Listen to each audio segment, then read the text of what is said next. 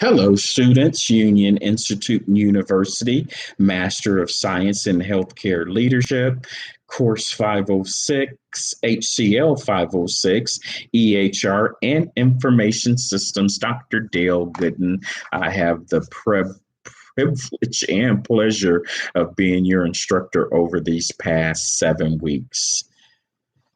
And we are actually on week 8 right now. And this is the final week of the course. And this is the opportunity now for you to submit your problem and solution paper. And so let's talk about this for a minute.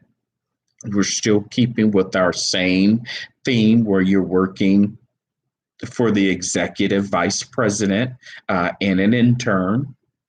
And I'll give you a little secret. If you do a good job on this final assignment from the EVP, they will likely offer you a entry-level executive position. So you definitely want to put your best foot forward here, because the EVP will ask you to synthesize what you have learned about the major themes in this course by working through a problem that can be solved by a successful implementation. And here I have successful promoting interoperability assignment. So please make sure that your focus is on interoperability for promoting interoperability for this particular assignment.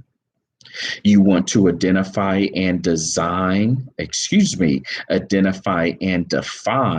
a healthcare problem, and that problem needs to be related to either access, cost, or health disparities.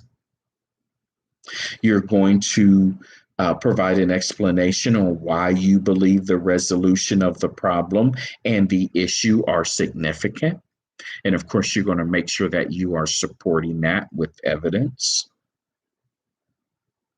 I'm going to ask you to identify the role of health information technology and specifically promoting interoperability in either the change management process or the process improvement, depending on which direction you're going with your problem solution paper. And then I want you to tell me which external stakeholders are most impacted by this problem and which group of internal stakeholders are most affected by this problem. And then finally, in your outcome analysis, you want to identify and discuss both the positive and negative effects from the outcome of implementing your recommendation or solution. And then you will clearly and concisely identify what actions will be taken to implement or adopt your solution. And in that bullet point, I'm really looking for something tangible when it comes to your steps. I want it to be meaningful. I don't want you to just, do a high level, cursory response. I want you to, dig a little deeper and get into the actual steps of how your solution or recommendation would be implemented. So I'm looking for rigor in that area. Your essay should be a minimum of 1,050 to a maximum of 1,500 words in Microsoft Word format, formatted in APA version 7. So that is the assignment. Then I want you to present that assignment using Microsoft PowerPoint and in a minimum of 15 to 20 slides. You can use the slides for listing your major points, but I want most of your content rigor in the speaker notes. And those speaker notes, of course, will be formatted in APA version 7. You want at least 6 to 8 peer review references to support your essay and presentation.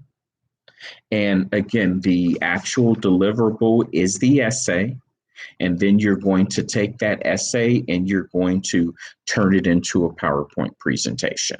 So I don't want you to be confused. The assignment is not a PowerPoint presentation. The assignment is actually a 1,500 word essay that you will then present in a PowerPoint presentation. Please reach out to me if you've got any questions, comments, or concerns, and I look forward to reading your paper and listening to your presentation.